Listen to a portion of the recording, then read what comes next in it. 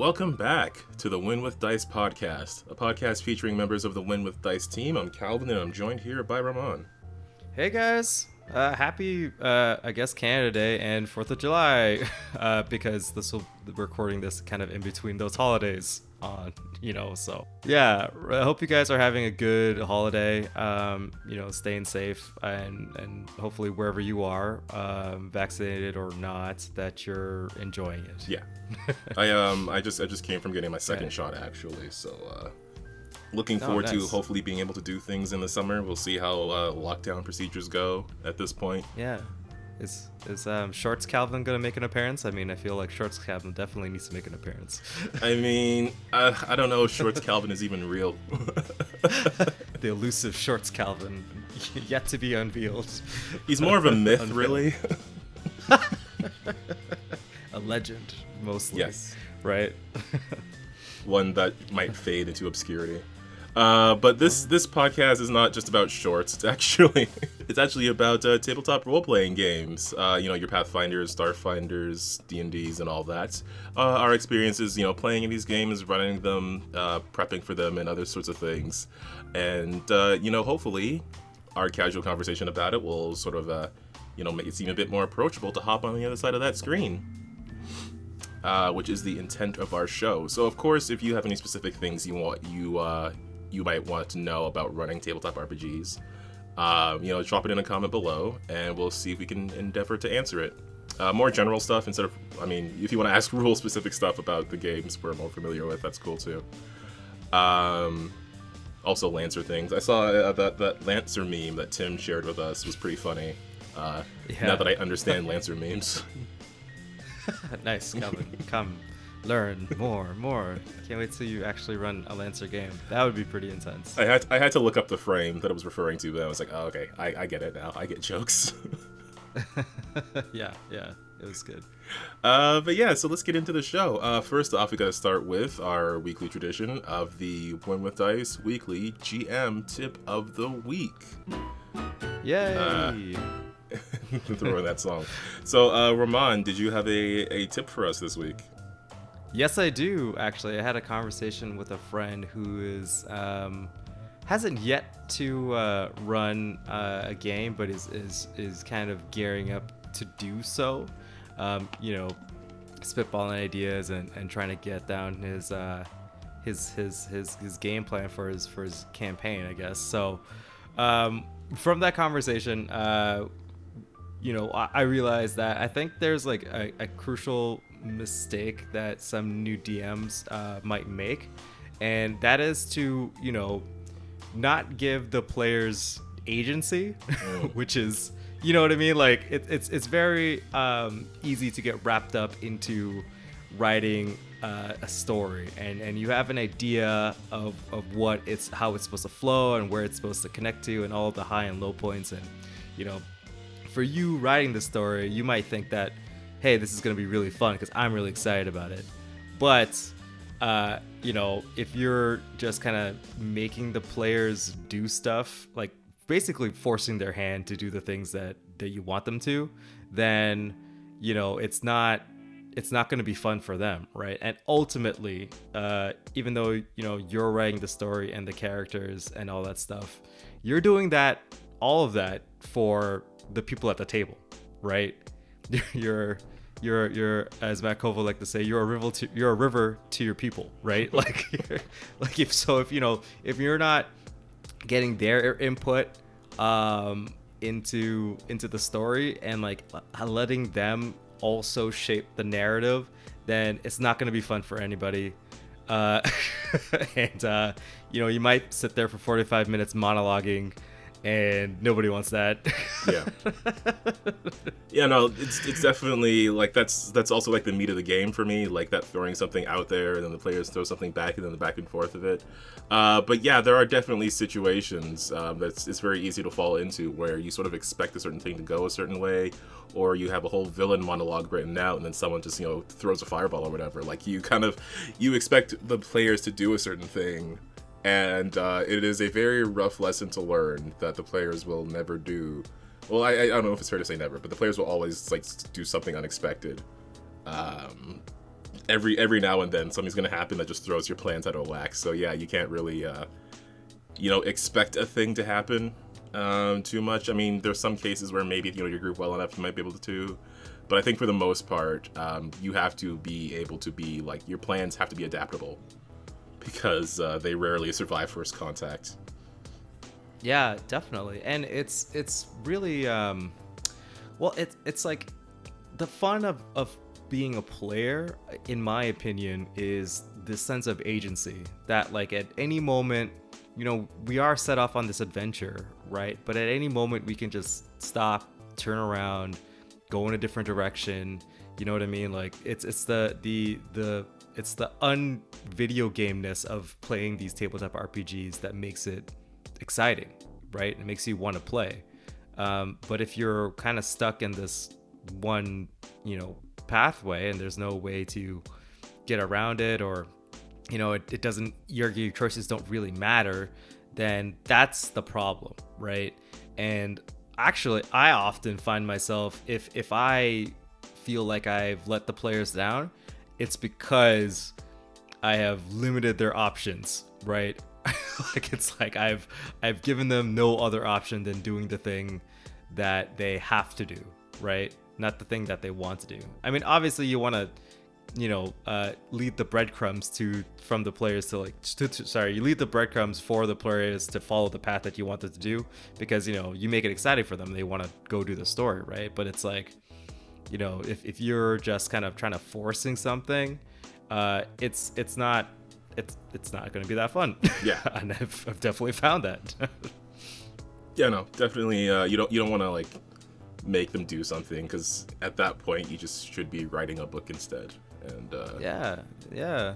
Also, I want to kind of put a bonus here. Cutscenes are fun, but cutscenes aren't fun when they're the first thing you do at the table. If you're gonna start off an adventure, give yourself like maybe 5 minutes of like monologue time of you explaining the situation of where your players are, and then let them free, right? Sure. Don't just again, don't spend like an hour or whatever, narrating a descent from a mountain if that mountain's not gonna mean anything in the moving forward, right? Yeah. If that's not gonna impact the game, just say that you just skip all of that and just say like you went down a mountain, or like you just start off as being like, yeah, you came down from a mountain and this happens, right? Don't spend time on stuff that isn't going to impact the story, because we only have so much time at the table, and people are just going to get bored, and they'll get pulled out of the scenario, right?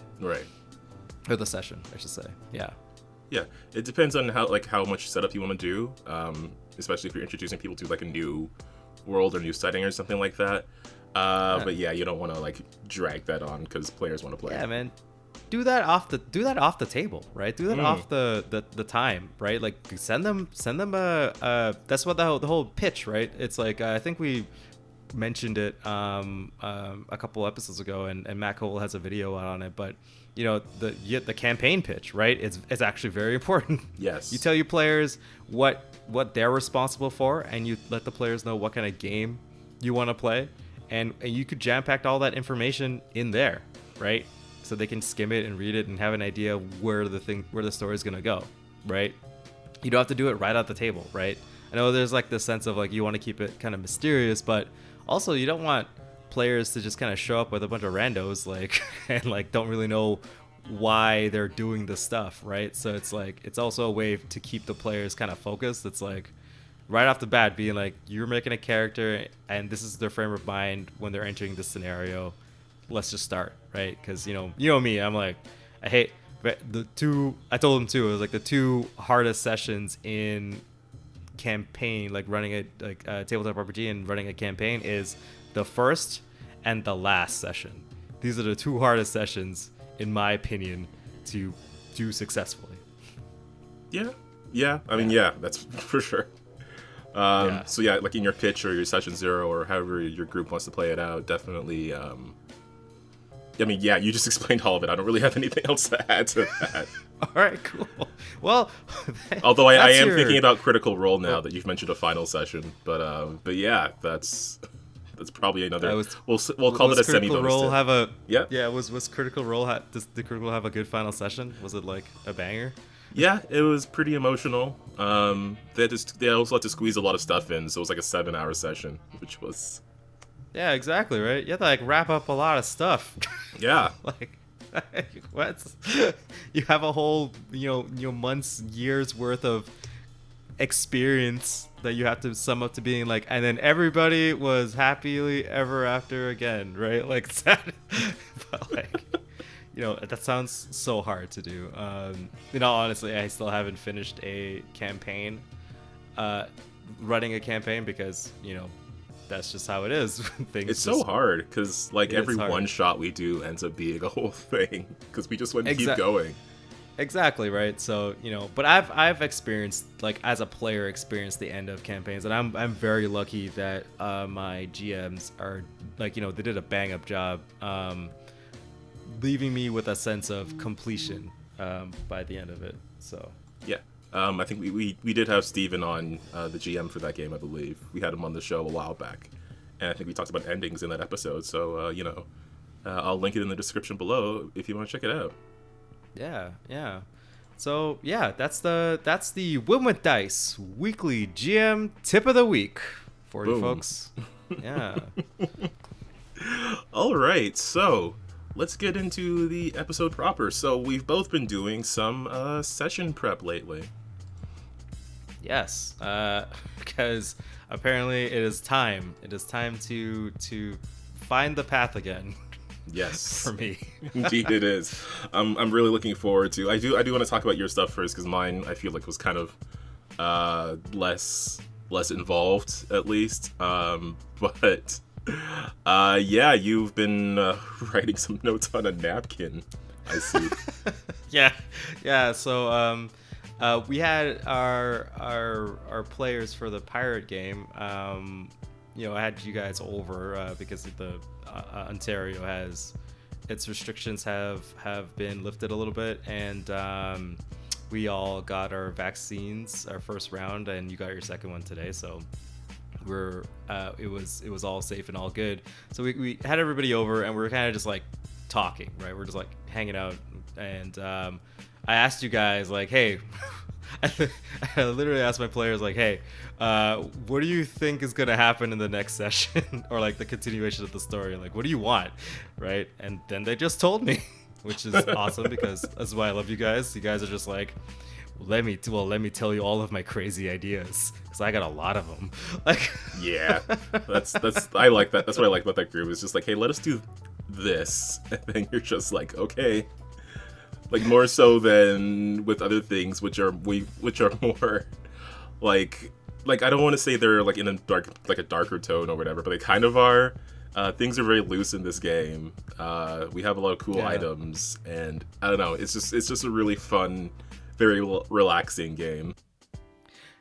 Yeah. I mean, in some ways, my character is definitely the grimmer one of the group, the Batman of the group, and that her whole thing previously was like seeing her undead father, and then she finds out her mother is still alive, and she's seeking vengeance for their deaths and all of that stuff.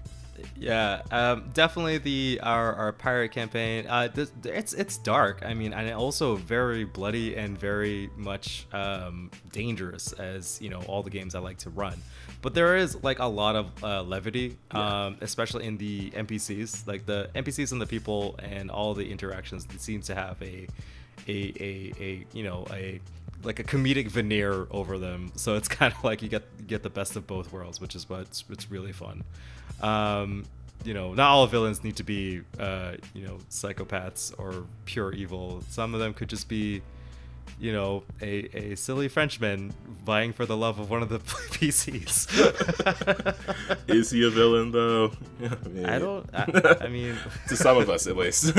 Yeah, to some of the party, you're a villain. To some, he's just completely ineffectual. Exactly, right. So but yeah, so I just kind of grabbed a pen and a napkin and I jotted down some notes, and I think I got enough to like actually run the next session somehow. Yeah, I would be super curious because I saw that napkin. I was like, oh, okay, I don't know how you're gonna do all this.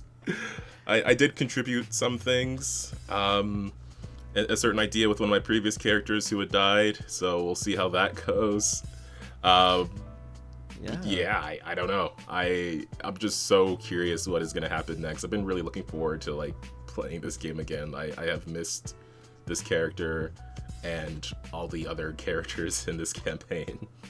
Yeah, I know. It feels really good because I know you guys are enjoying it because you guys actually came with like I know you guys are thinking about the game outside of playing the game. You know what I mean? So it's like when you guys all shot those ideas out of like places and things to do and like actual like, you know, Rebecca. Now we're gonna call them instead of our DM babies. They're our DM proteges. Like she recently started GMing a game, so it's like you know, she like came up with like brilliant ideas and you know, so yeah, ask your players, man. Ask your players what they want to do. Sometimes you don't have to use all their crazy ideas, and you know, they don't have to all come to the exact same conclusions they did.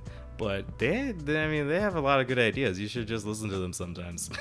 Yeah. Like, yeah, for real. And it comes to that, it brings everything back together to like that collaborative storytelling thing that I love about tabletop RPGs, where, you know, the players and the GM don't actually know where exactly the story's going, right? How it's actually gonna, all the nooks and crannies are gonna fill out. So that's why I love it. Yeah, no, I was like honestly, all those ideas, I was like, man, those are all solid adventures. So I'm gonna try and finagle a whole bunch of them, you know, behind the scenes, and you know, let's see what happens next time we play, you know. So yeah, looking forward to our beach episode.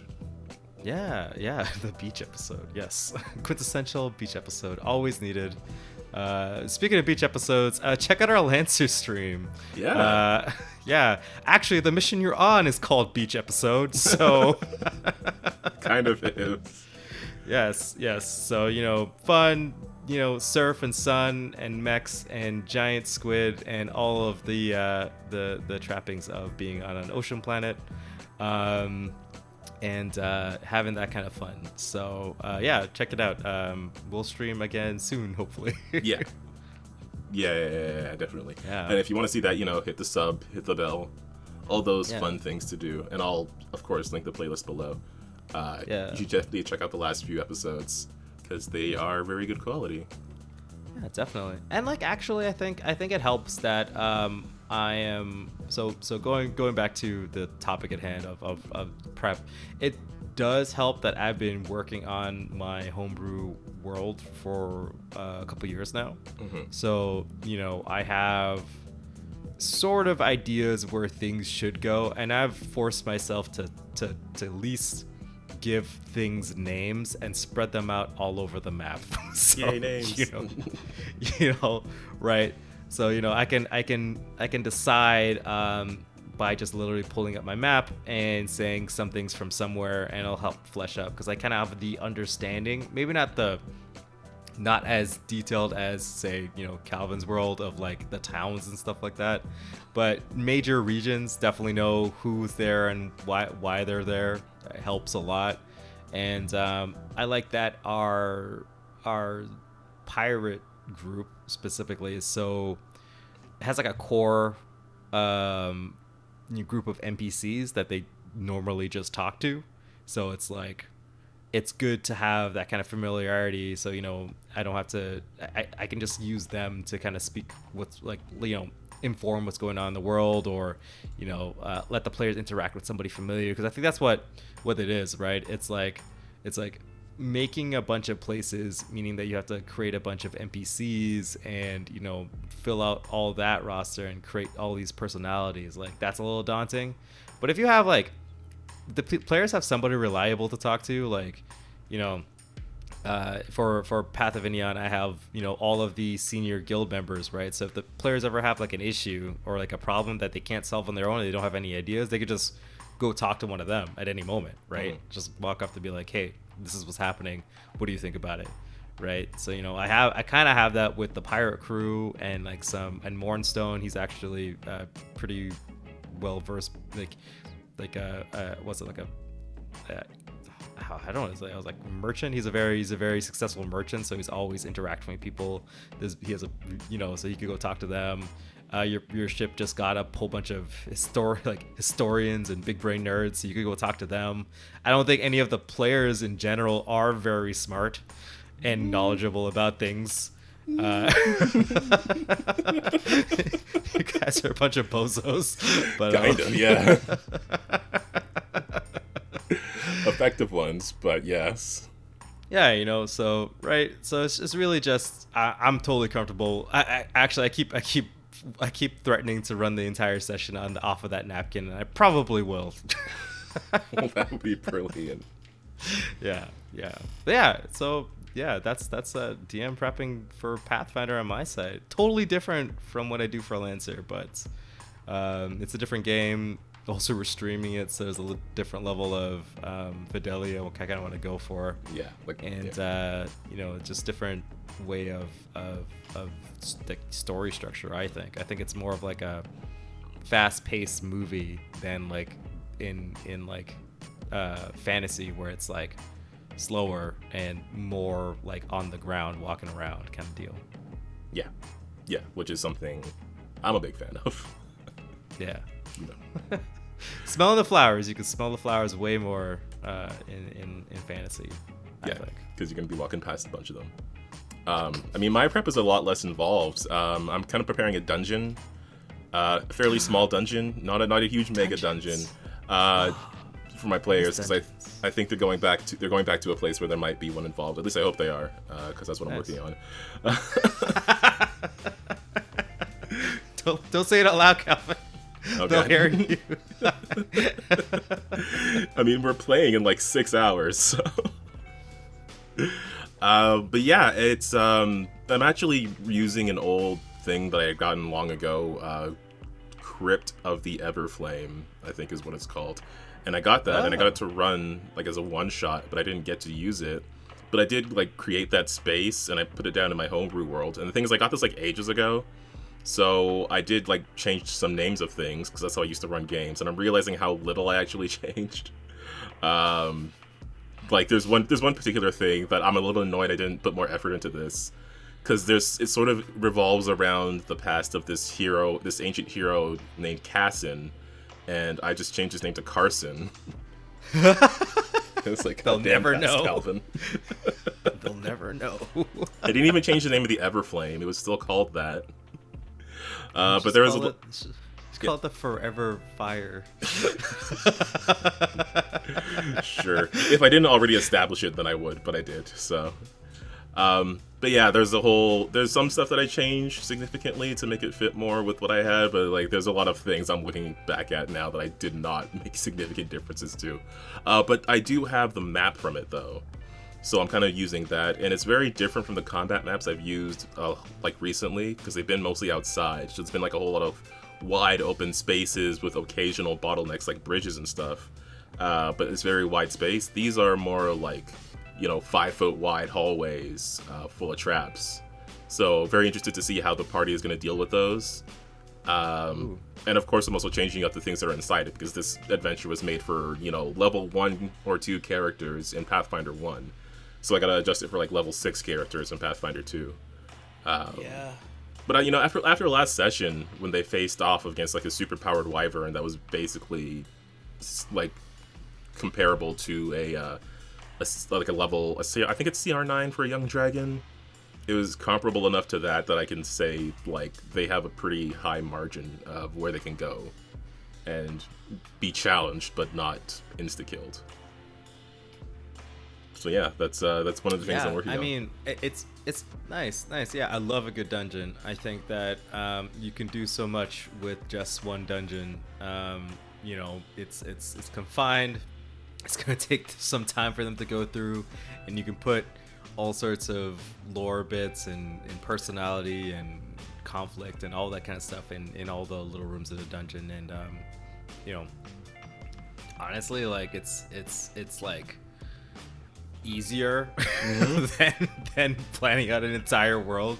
You could just make a dungeon, and the players will go and explore it and have some fun and get some treasure and stuff like that, right? Like, it feels easier to even reward players a little bit. Just be like, oh yeah, someone just left us in this chest basically in the dungeon when they abandoned the place, right? It's like, here.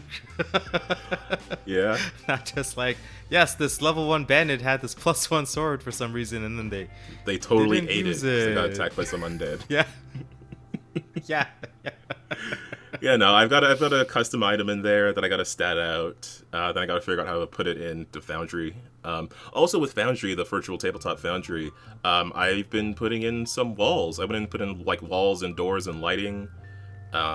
So I'm gonna see how that works. Hopefully people have torches or some sort of low light vision, because the whole thing is gonna be dark. So we'll see how that turns out for them.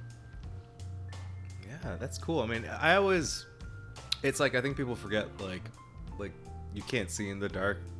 And the whole play with, like, if you have a torch, like, they can see you, but you can't see them, like, because if they're outside of the range, it's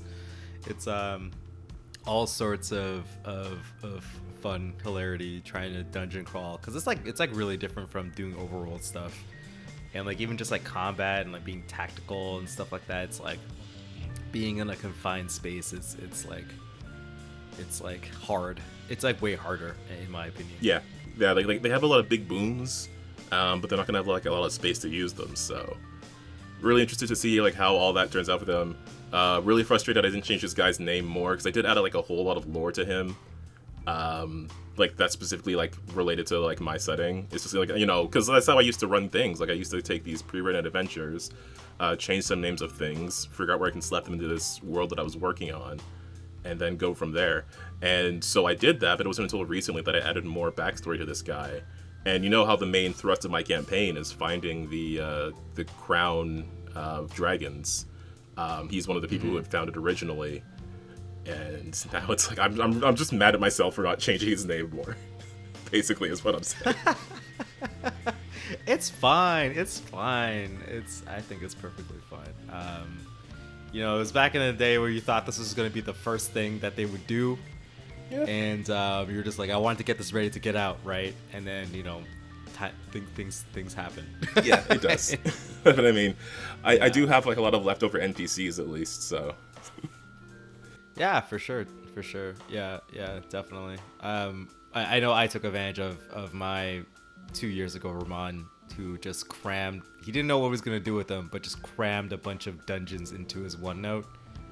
And now I'm like, oh yeah, I could just pick any one of these and just make up some stuff about it. That's cool.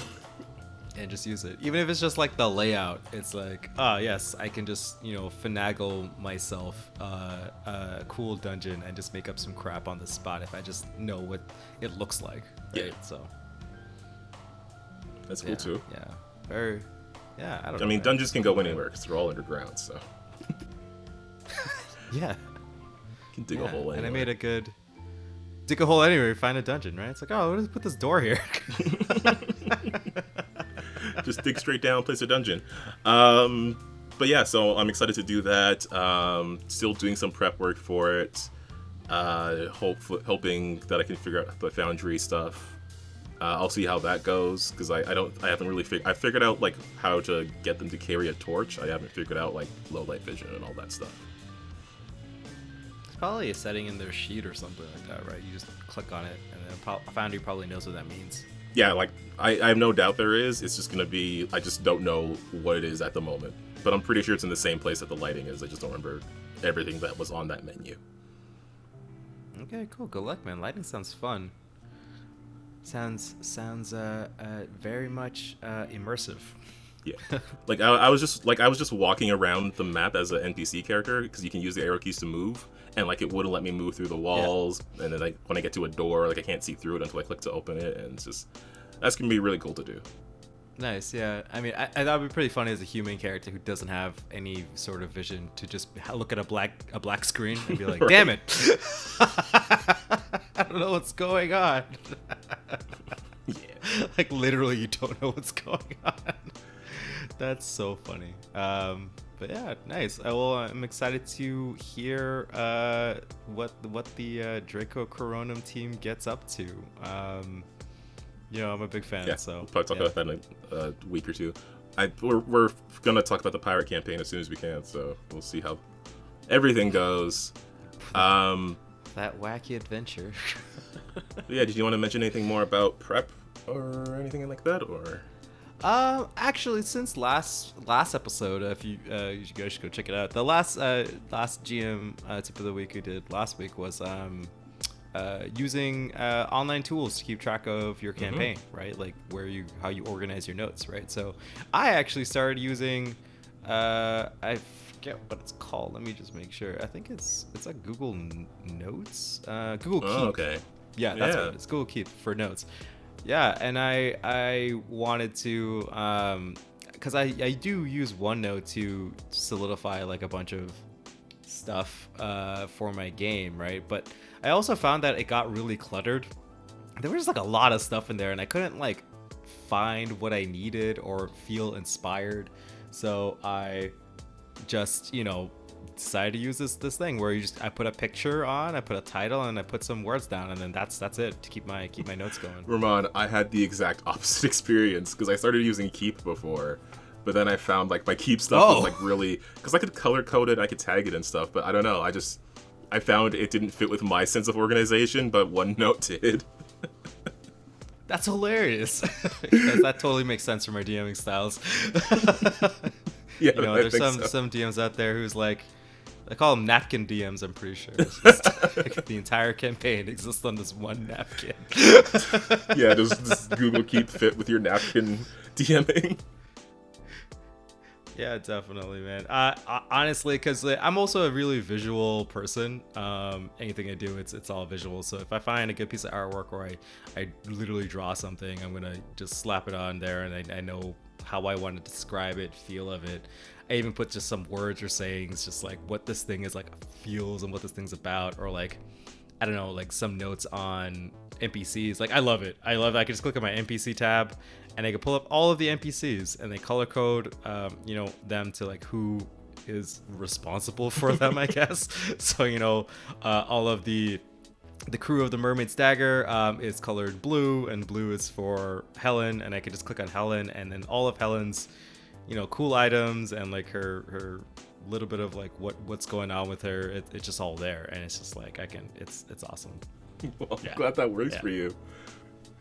That's crazy. I didn't even know you were using Keep now.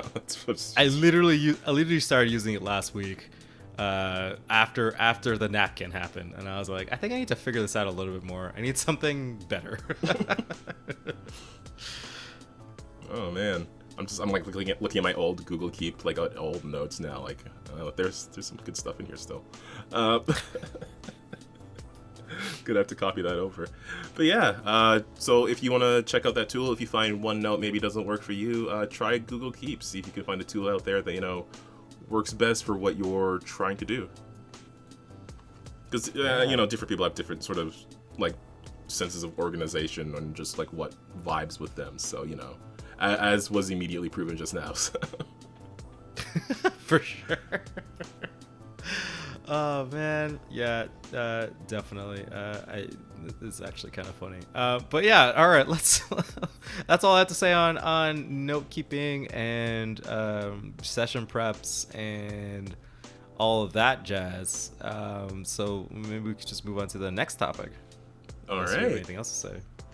I mean, I'll probably think of something and then stick it in a later episode. So that's how this thing goes. But yeah, we could talk about. So this is something we did want to talk about for like a while, but other stuff kept coming up.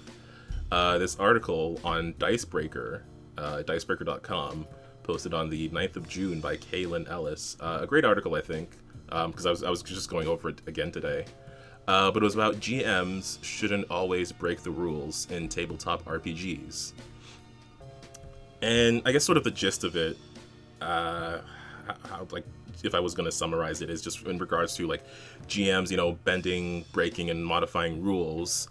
And of course, game rule books, they always sort of encourage that practice. They always sort of, allow for that in their space. But it was sort of one of the things that stood out to me was the point that the article was making, that a weak rule set can be as bad as a rigid rule set, sort of in comparing the idea of someone who sticks to the rules completely, or a player who's always like rules loring and stuff like that, and just sort of limiting what people can do in the RPG space to stick with the rules as written, versus being completely loose with them, completely ignoring them, or disregarding them for the sake of, rule of cool, or just whatever idea, comes to mind at any given point.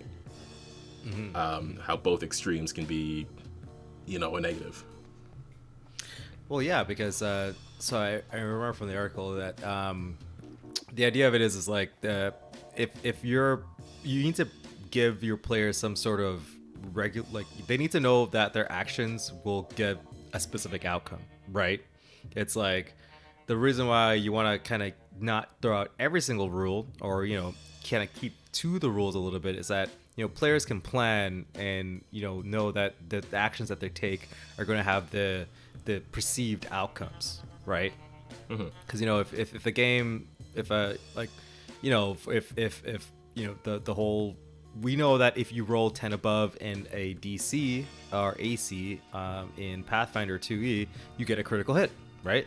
Right. If you just kind of threw that out or just did it sometimes, then players aren't gonna feel that kind of thing. That's like a really core mechanic for Pathfinders. That might be a bad explanation, but it's like, maybe for me, I kind of never really follow the jumping mechanics in Pathfinder 2e because I find them to be a little bit too rigid, right? So I'm just like, if I just kind of figure out what the DC is and you roll it and you did it, then we'll see what's going on. Like, I know I can trust myself to do that, so I threw that out, right? But it's like it's not like you roll, like, you don't want to turn the game into something completely different, right? Yeah. It's like, right, you showed up to play Dungeons and Dragons, and then all of a sudden we're like Victorian mafias vying for power in the Middle East or something, and you're like, I don't know what game we're playing anymore, right? You never want your players to feel like you don't know what game they're playing anymore. Yeah, it is a thing that you have to communicate with them if you're going to make those significant changes. But when you're playing, I guess, especially when you're playing with a new group, you want to be able to be, consistent in your rulings. You don't want people to come in and expect one thing and then be completely delivered another. One particular quote that stood out to me that I highlighted was, providing a consistent mechanical framework for your game so your players can be confident that their successes and failures alike are theirs and theirs alone. And that was the thing that really stuck out to me, because I felt like that was really a key important point of sticking to a pre-written rule set. If you're going to play that game, if you're going to play 5e, then you're using the 5e rules, because the players will understand, as they're learning the rules, they'll understand, well, here's how I can succeed at this thing, here's something I can give my character that makes them better at this thing, so I'm going to do that, and it would really undermine their decisions based on what they want their characters to do. It would really undermine their decisions if suddenly the rules were just completely different or completely changed or completely irrelevant, it would take away that choice from them. Like, if there was someone who built their character around jumping, would it be a big deal for them? I don't know how that would work, really, but well, it'd be the specific language, right? It's like if this thing is like, if you were to fail a jumping test by X amount, then you ignore this part of the text or something like that. I don't actually know if there's a thing like that, or that. I doubt it. I was just reaching for something as an example. Yeah, no, totally. So it's like, that's the thing, right? So if a person picks up an item thinking it's gonna work one way, but because you've changed, you've homebrewed the rules all over the place, then that item doesn't mean anything, and then it's like, their decision to pick that up doesn't it changes that. So it's like, it won't make them feel that good, you know what I mean? Like, it'll just be like, well, I just wasted my time, right? Mm-hmm. And I never really want my players to feel like they've wasted their time, because no one likes that feeling. Yeah. Right? It can work if you communicate that sort of thing ahead of time, but especially if you don't, and you just sort of throw them a curveball, it's really off-putting. Yeah. I don't know. So I don't completely agree with the article, because I definitely am a DM who tears apart the rules and kind of does whatever. You know, I don't do it often. I think it's just like the amount, right? So I would, what I really kind of confine it to is like magical items, right? I mean, if I want to make a custom item, I'm gonna go make a custom item, right? I often will put, you know, class abilities in sometimes custom items, or like just stuff that's like cool. Like I watched an anime, I was like, wow, that sounds really cool. I'll just make that a thing, right? Yeah. Like, you know, just throw it in there. But as far as like changing like fundamental mechanics, like only if it's like, you know, relevant. So it like I'll change stuff from like an impossible task to like a very unlikely task if it's like a very critical cool moment. For instance, you know, Mistress, when you guys are fighting Mistress Sonata in the you know, the city square, right? And your guys' plan was you guys got this demon net. You're gonna toss it on this big demon lady, right? Like, right. So that was the plan. But in all honesty, like the actual role for you guys to throw a net on this lady is like, it was really low. Like the chance of you actually doing it is really low. But that wasn't the point, right? I wanted to give you guys more of a chance to do it. I thought it was, you know, the net's magically supposed to catch demons. She's a demon, but this whole scenario is kind of nuts because they were like, there's like everywhere's on fire, and there was a, you know, an ancient dragon flying up above, like destroying the place. So it's all sorts of metal around everywhere, right? So it's like, you know, I just decided instead of like, you know, you have to beat her DC or whatever, or AC in circumstances, because there's all these factors like whether she was adjacent to you, how far you're throwing it from, you know, if you even can use a net, like what's your you know, proficiency with a net, right? All sorts of flim flam that I'm like, forget it. It's a 50% chance. Right? Yeah. You just have to, it doesn't matter, you know, your bonus, you just roll. You know, 11 up, you got her. You know, 10 down, you failed. Like, you know what I mean? Like, that was it. And everybody at the table like agreed. No one even batted an eye. Everyone's like, yeah, that sounds good. Thank God. Like, I mean, right? yeah. I mean, you're basically just abstracting, like, because I mean, everything we do is based on chance, just different percentages, like whatever we roll on a 20-sided die or whatever game we're playing. And then we add to that. We're trying to get over something, and there's only a certain amount of numbers on that die that will allow for that. So it's still like within the realm of here's a percentage chance of doing a thing. It's just more direct. Yeah, and it turned out great. That was a good call on my part. I mean, you guys failed a bunch, which is what I wanted, but I didn't want you guys to fail all the way, right? It was like, I think 50% chance was good enough to like, okay, like even if they get it on the first round, like I'll be okay with it, right? But then you guys missed a whole bunch, and I was like, oh, I guess this is kind of going to be like, this lady is going to wail on you guys, and hopefully no one dies until you get her in the net, right? And, you know, every time someone decides to not attack her, and just, because you guys, I also decided that if you missed, it would literally end up on the other side of her, so someone had to go around to the other side, pick up the net, and then throw it, right? So it was like, how many actions do I put to this? Is it better than attacking her? You know what I mean? And it's like, she had a pretty high AC. I mean, I think only a few characters would be able to reliably hit her. Mm-hmm. You know, one being the fighter and the other one being, what's it called? Our barbarian. And only like the barbarian was really able to take more than 2 hits on this from Mr. Sana. So it became so tense, and it all kind of came down to a 50-50 roll, which I think was awesome, and everybody was sweaty. Yeah. And then once you know, everyone got that final roll of I actually don't know who did it. I forget who tossed the net on. But you know, everyone, like the whole table erupted into cheer, and everyone was like, yeah, we did it. And then, you know, it was good. So, you know, that was a good instance of, I just threw the rules out, let's just do this. But I mean, I don't know, maybe now I think that might just be canon of how the demon net works if you make another one. It's just 50% chance of just catching something outright because it's that powerful. Yeah, yeah. But see, that's the thing, right? Like all of my wacky ideas are confined to items. So if someone just gets rid of that item, it doesn't break the game, right? It's only if you have it, right?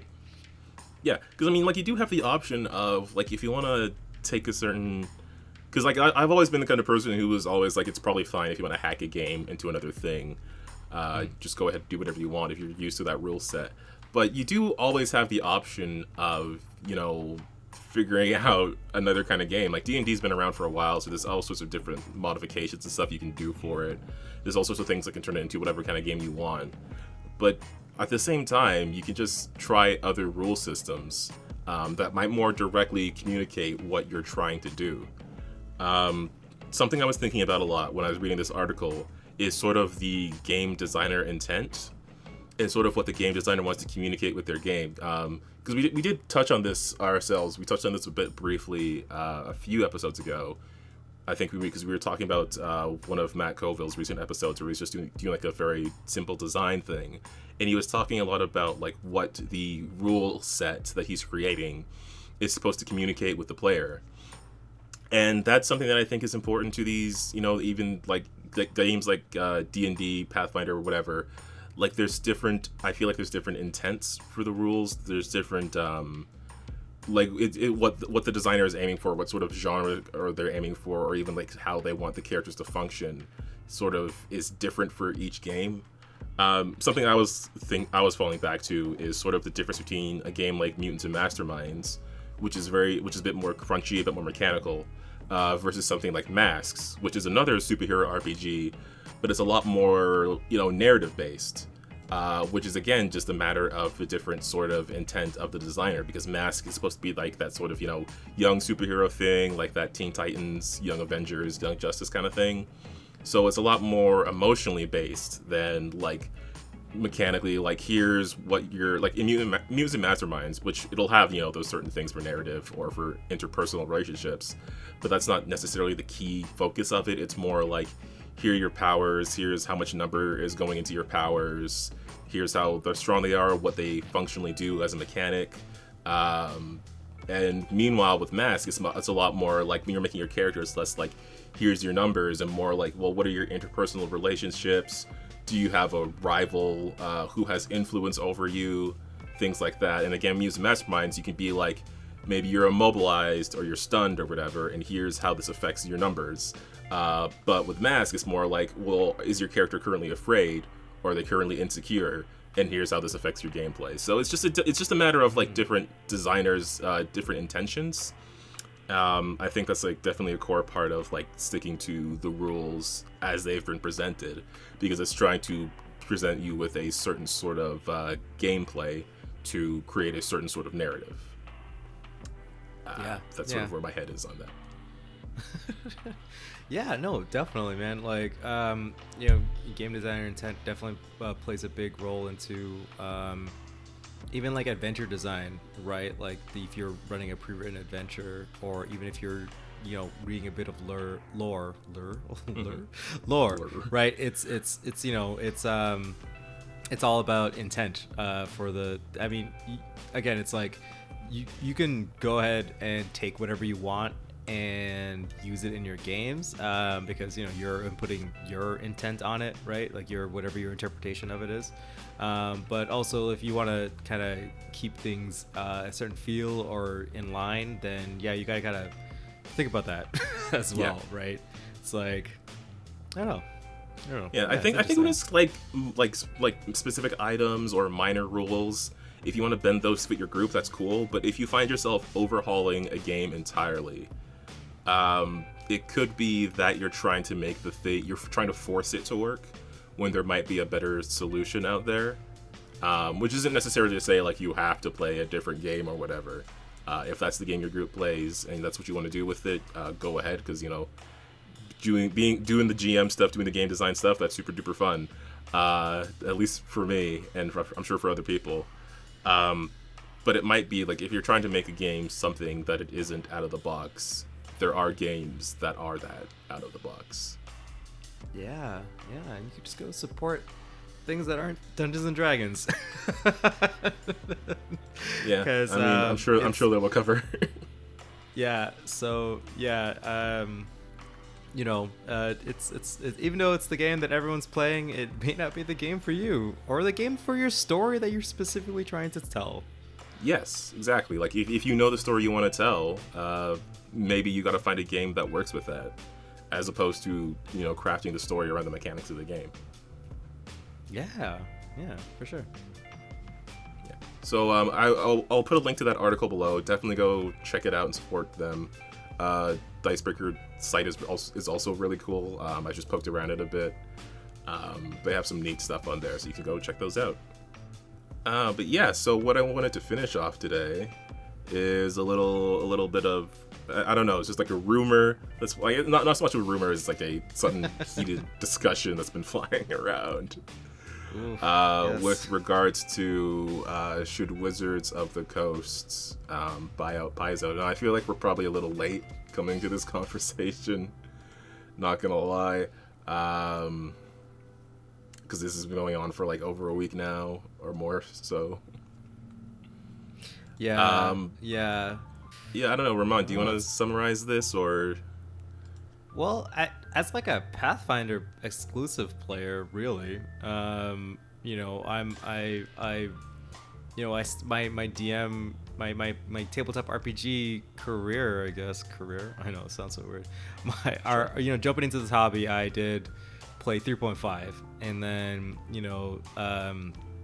our group, then 4th edition came out, and our group bounced off of it pretty hard. So we turned to Pathfinder because they were producing stuff, and there were 3.5 plus, right? Mm-hmm. And they really kind of carved out that niche of like, hey, don't worry about whatever Dungeons and Dragons is doing. We got you right here, fam. Right? Like, keeping that kind of older system alive, right? And adding their own, like that's when they took off and they created the whole world of Galarian and all sorts of stuff like that, and that whole storyline and all the adventure paths, and they're successful. To now where they launched Pathfinder 2E, and I really like this system personally. I don't think I'm ever going to go back to Pathfinder. A lot of the discourse is like, why would I go to Pathfinder 2? I started playing Pathfinder because I didn't want to stop playing 3.5, essentially, right? And even that too, it's like that kind of split the Pathfinder community. So like, to me, it's like I don't know, I don't want them to be bought up, but like, companies buy companies all the time, like, you know what I mean? And it works out for the better for everyone. I mean, in all honesty, when Disney acquired Marvel and Star Wars, those things got way better. Arguably, maybe not Star Wars in some aspects, but those franchises, those things, they're great. And a big company bought out another company. You know what I mean? I don't know if Hasbro is gonna destroy Pathfinder, Paizo, sorry, if they get a hold of it, right? Like, maybe they just get absorbed, and the people and the designers and the writers being affected. I mean, some people might get let go because redundancy, right? But like, I don't want that to happen to those people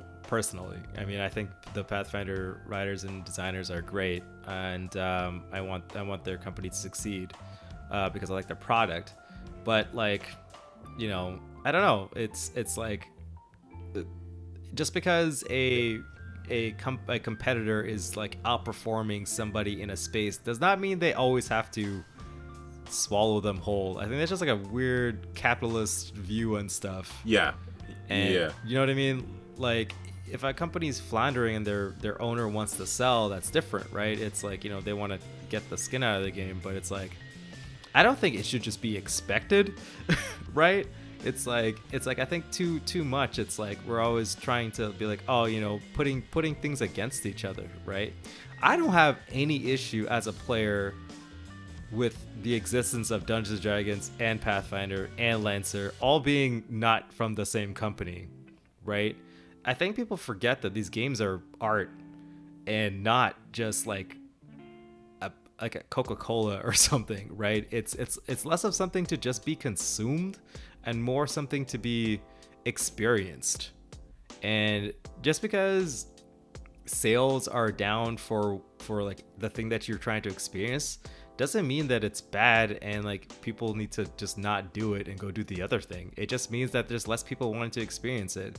Like I would argue that there's a very small community of, you know, oil painters out there, but there's like, you know, tons more people into graphic design, and it's just like because, you know, one people just like to use oil on paint and the other people like to draw on computer and use pixels and stuff, right? There's even like a less of a demand for oil painters, but that doesn't mean oil painters don't need to exist, right? Because digital art exists, you know what I mean?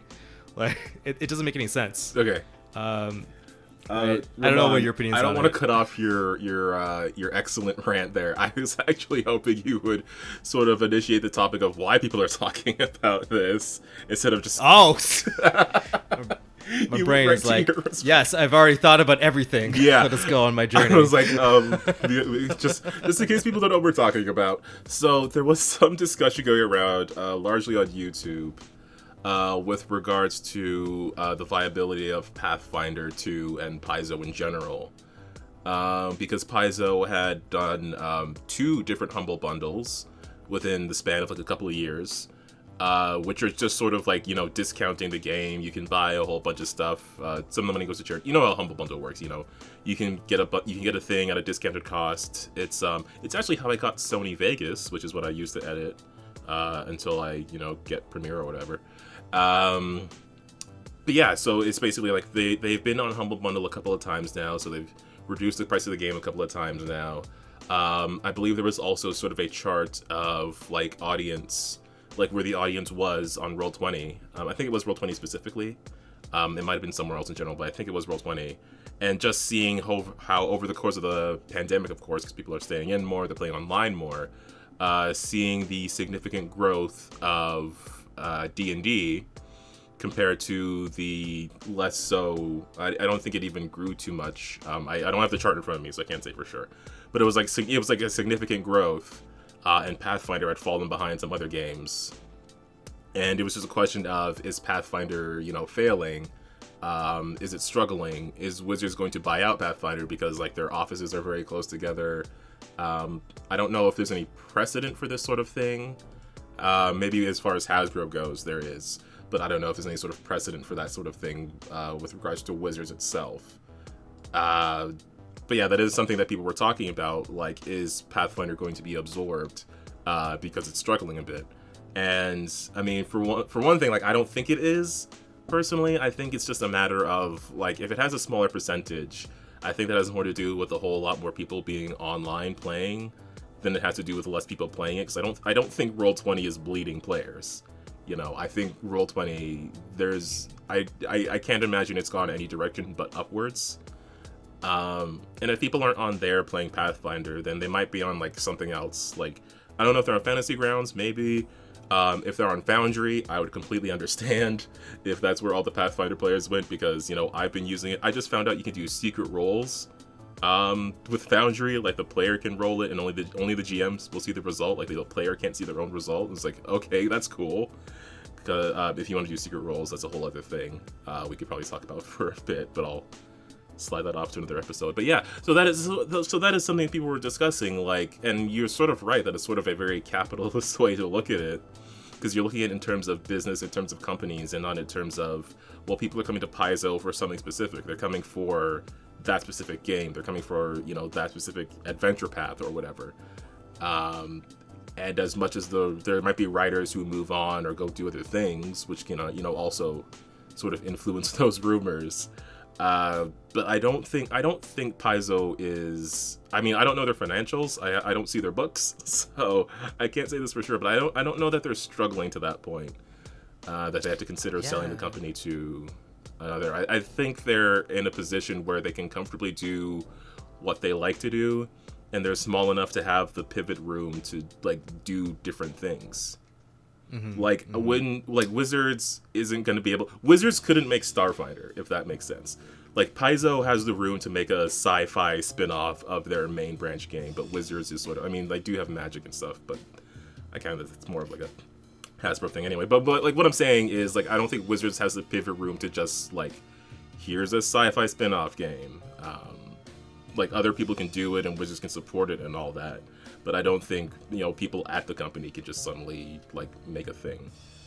Even if it's, like, a bridge between... Because I feel like Starfinder is sort of a bridge between Pathfinder 1 and 2. Like, there's a whole other thing to it. I'm oversimplifying it. But certainly I don't think Wizards has the room to maneuver that Paizo does, like, as a benefit of its size. Yeah, for sure. And, I feel a little embarrassed. I went on this passionate rant about stuff, and I didn't. No, that was totally like legitimate. I just wanted to give people context for it because everything you were saying, I was like, this makes complete sense, but I don't think we explained the full situation. So I just want to explain the situation. Your rant was legitimate. Right. I just want to make sure people understand what you were saying. Yeah. So, right. Yeah. I just wanted to give them that context, but you're right.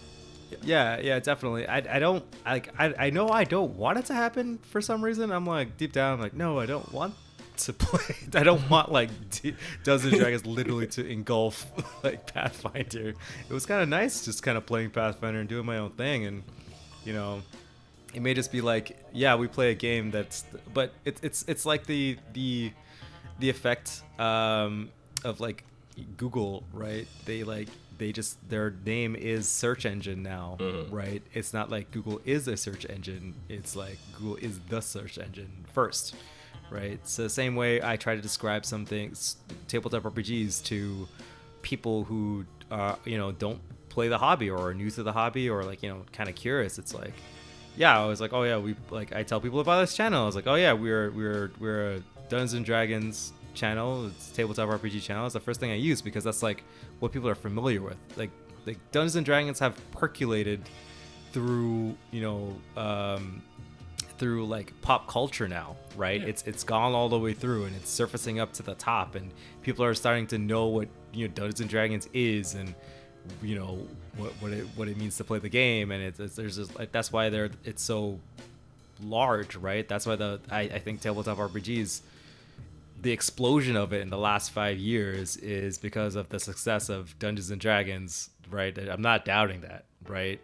But just because that Dungeons and Dragons is so successful, that doesn't mean that, other fantasy adjacent RPGs need to not be played or, they need to be acquired, right? I think that's kind of nuts, right? And the issue I have is a lot of people coming out of the woodwork, just kind of bashing on Pathfinder 2e for no reason, right?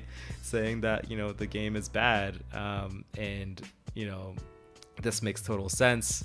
Everyone should be playing Dungeons and Dragons. They should just absorb it and, get rid of then just turn everything into 5e. And it's like, oof, that's a lot, right? Yeah. That's not a good thing. Why would that happen? You know what I mean? Like, it'd be like if Coca-Cola was so, all you can drink is Coke. It's like, I don't want that all the time, right? I want to go do other things. And, I hope that Pathfinder is successful, and I hope that they keep making products, and the staff at Paizo are great. I like them. I like the adventure paths, and maybe if unfortunately they get absorbed by Wizard of the Coast / Hasbro, and they're no longer supporting Pathfinder 2e or Starfinder or any of the products that they created themselves, they still exist, right? Yeah. I mean, it is kind of it's like, even if they stop creating that kind of stuff, I still have the special, like the basically, because adventure paths used to come in like single booklets, right, of each adventure, right? And an adventure path is a collection of 6 adventures in that storyline, and those used to come by themselves, like in like magazines, right? That's how adventure paths started. So I have, like, when I got Rise of the Runelords, like the full together. Like that was a thing like 10 years ago, and I still have it and I still use it. And there's tons of adventure paths out there that I haven't even touched yet. So, same thing with 3.5 stuff, same thing with 4th edition stuff. All those materials, they're still there, right? And I don't believe anybody on this planet has played through all of them. So even if you take the rest of your life to play this game, you'll never actually run out of material to use in the systems that aren't supported, but you still love them. Yeah, right? It's been around for like a decade, so. Right, and it's like, how I don't even, if I wanted to take up 2nd edition Dungeons and Dragons stuff to play, right? There's a whole bunch of stuff for that I've never touched, right? And you can grab those stuff and keep using it. I mean, in all honesty, even if Paizo stops supporting Pathfinder 2E, why would I stop using the system? It doesn't make any sense. I know how the game works. It's not like, Monopoly stops being a Monopoly. If they stop making Monopoly games, right, you could always just play Monopoly, right? I think it's like the insane, what's the next newest thing? I need the newest thing kind of attitude, which is like not healthy, in my opinion. It's just like, oof. There's also the matter of like the 2 humble bundles, which were part of why people were discussing this, saying that Paizo was struggling to get new people in. I think that's sort of the benefit of it. Like having those is, yeah, sure, that's gonna get people in, but that's not what's gonna be like the main thing. It's gonna be like, how do I best describe this? I don't really see the 2 humble bundles as like a sign of an issue. At least to me, because it's gonna get people into the game more. It's gonna get people buying adventures or bestiaries and everything more. Like I got Starfinder ages ago, and I'm still like buying Starfinder books even though I don't play it as much anymore. Which is entirely my fault, a whole other topic. But I'm still buying Starfinder books. Like I just bought another one a few days ago that has a bunch of like tables and generators and stuff in there that I'm really excited to just play with on my own. But like I'm just in the system, so like I'm seeing all these people getting stuff off the humble bundle. Like they're gonna be in the system now. They're gonna play it with peoples, and they're going to move on, and they're gonna get like, maybe they'll get all the bestiaries, maybe they'll get all the adventures, maybe they'll get the physical books and everything. Like I don't really like, maybe it's just me, maybe I don't have the business head, so I don't understand why having a humble bundle is an issue, right? I don't understand why, if Roll20's audience is growing and they have a smaller percentage of it, I don't see how that's an issue, especially when there's the option of Foundry, which is brilliant. Exactly. Yeah, and in turn, I mean, everybody's got to start somewhere, but like if it's Dungeons and Dragons and they've been playing Dungeons and Dragons for a few years and they're like, I want to do something different, yeah, I mean, Paizo's right there, right? Or Lancer's right there, or Starfinder's right there. You know what I mean? Like Pathfinder's right there. You could play Masquerade. I don't know. There's like a bajillion tabletop RPG games out there that will probably never be any player's first tabletop RPG. Like D&D is gonna be ubiquitous, and I have to be honest with you, when the pandemic started and you can only have so many people in your bubble, my bubble was my D&D group, right? Because we showed up and we played, right? So it's like, it's like that's a big part of why D&D, like tabletop RPGs, but specifically D&D grew, right? And then everyone went to online, and they're really big right now because people are still playing because they can't do anything else together, right? They can't physically see each other. But as those people, like those new individuals, those new games progress, like those groups, they'll probably want to try something different, right? They're gonna get curious, and that's when they'll reach out to all these other RPGs, or at least just to kind of poke around in them, see what's there, and want to take away from them, right? Like I don't foresee like Dungeons and Dragons as, frankly, okay of a system as it is, taking over the world. No, like 100%, no way, man. Like I don't want that. Nobody wants that. That's just like a silly idea. Yeah. Okay. Yeah, please. Oh, sorry. Yeah, go ahead. Sorry, just go ahead. No, I was just gonna say, like, I can understand how people might have come to that conclusion. Even looking at like Roll20, I don't know if its population is going up or down. I assumed it was going up. Some people are saying it might be going down, but either way, like, I can see how people can come to that conclusion that they came to, given the evidence presented. But I don't know. I can't process it that way. It doesn't make sense to me. Like, I get how you got there, but I can't get over there. Yeah, for sure. People are nuts. People are just too speculative. That's why, everyone's trying to get into stocks and get stonks. Yeah, everyone's looking at stuff a little bit too closely, but at the end of the day, Pathfinder has better goblins. That is true. Their goblins are amazing. That's what I'm gonna say about that. Yeah, I don't know, man. Pathfinder has a lot of great stuff. I keep seeing memes on Twitter about what Pathfinder has to offer, and it's always hilarious. In every way. It's always so funny. Everyone's just whispering. Pathfinder has a feat at every level. Complete character customization. 3 actions. Like, yeah, that 3 action system is. And then it's always like, and you get to crit at roll. Actually, it was the Invincible in the Invincible one. Yeah, that's the one I was thinking of. I didn't want to say it because it's vaguely spoilerish, but it's really freaking funny. Oh my god, the Invincible memes are the best, I think, in the entire thing, where it's like D&D Roll20 equals. Look what they need to put a fraction of our power. They're so right though. Like, I can never go back to just rolling a 20 to crit. Thank God Lancer doesn't do that either. Jeez.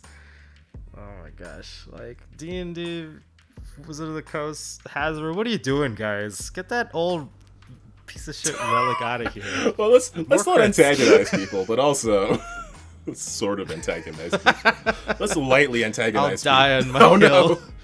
I'll die on my hill. You're gonna pull me onto that hill too. Damn it! There is no way in hell that rolling a 5% chance to crit is appropriate. That's just not fun. Every other context is better.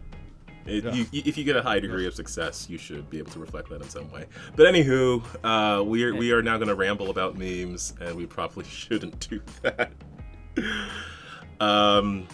Yeah, there was other stuff, but I think we can wrap up this episode here. We did cover a whole lot of things, a whole lot of, I think, interesting topics that I think people are going to be interested in listening to. And of course, if you have any further topics you want to hear about, hit that subscribe button so you can hear, more from us. And follow us on the social media. We're mostly on Twitter at WinWithDice, as well as our website, winwithdice.ca, where we got some, exclusive like artwork and stuff for some of the games we talk about on here. So you can go there, check out like artwork of our Lancer characters and some of our other Pathfinder characters. Cool pixel art that Ramon did a while back is also up on there. Also, shout out to the Untold Stories Project channel, where I'm there every Monday at 7 p.m. EST, playing Mutants and Masterminds in their Nether War campaign. I get to play the badass normal guy Archer, who got absolutely leveled last game. I did that thing, how the Batman thing where you're the normal guy on the team, and then you go do something that's a bit too big for your britches, and then you get totally conked out, and then you need the Justice League for backup. Yeah, I did that. Oh man, nice. Because I knew it was coming, I knew it was gonna happen, so I had strategies in my brain. I did not last one round. Oh man. So yeah, if you want to go there and see how badly I got destroyed, and then rally the team together, some emotional moments, go check out that episode because it was a great one. Really looking forward to getting some revenge next time. I mean, by the time this episode comes out, the one after that will have been streamed already, so hopefully I live. So yeah, definitely go check Nice. them out. Go check out the article we were talking about. It'll also be linked below. And of course, our Lancer episodes, our previous podcast episodes, everything we got going on here. Yeah, just it would be really cool if you did. Oh, one last thing to mention. We crossed 200 subs. Yes, we did.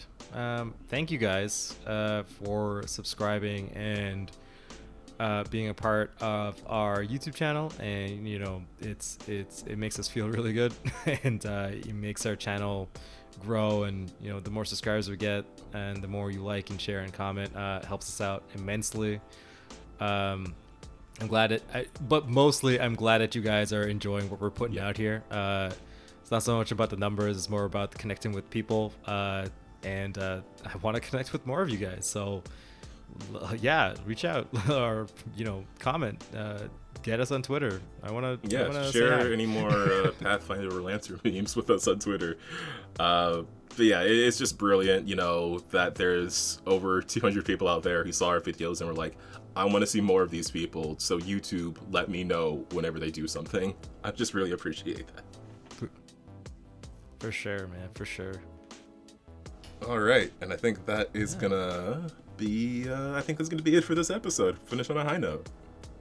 Yeah, well, there's one more high note, Calvin, to this episode, and you gotta give it to the people. Oh, I do. To all 200 plus of our subscribers, I want to remind all of you to keep on winning with dice. And we'll see you next week. See you guys.